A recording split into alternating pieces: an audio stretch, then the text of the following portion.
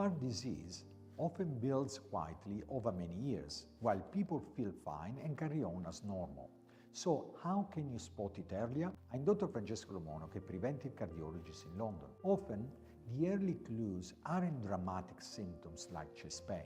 They are patterns over time. A resting heart rate that stays higher than expected, blood pressure that sits in the borderline range and never quite settles, exercise tolerance that slowly decreases. Another useful signal is waist to height ratio. It links excess abdominal fat and hidden cardiometabolic and heart risk, often more telling than weight or BMI alone. To pick up silent heart disease earlier, cardiologists look at the whole picture: your health, lifestyle, and family history, blood tests, resting heart rate, and blood pressure trends, and heart tests like ECG, echocardiograms, or exercise tests when appropriate. Silent heart disease doesn't appear overnight. Spotting it earlier gives your heart the best chance to stay healthy for longer.